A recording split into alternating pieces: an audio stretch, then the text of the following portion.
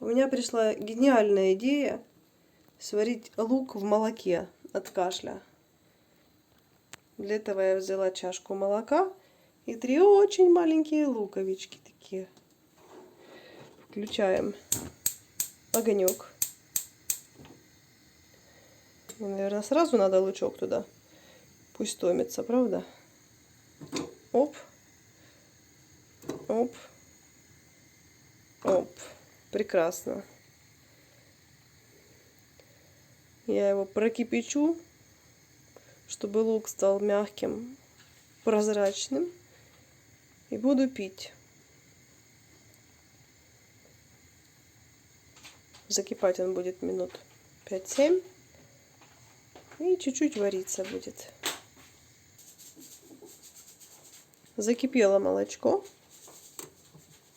Лучок плавает, все варится. Надо еще чуть-чуть потомить, чтобы лучочек приварился, уварился.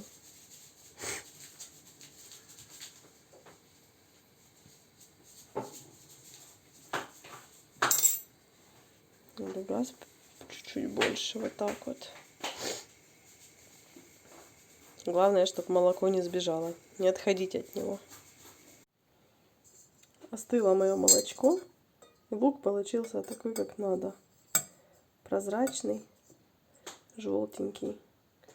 Буду пробовать вкуснятину. Надеюсь, она мне поможет от кашля.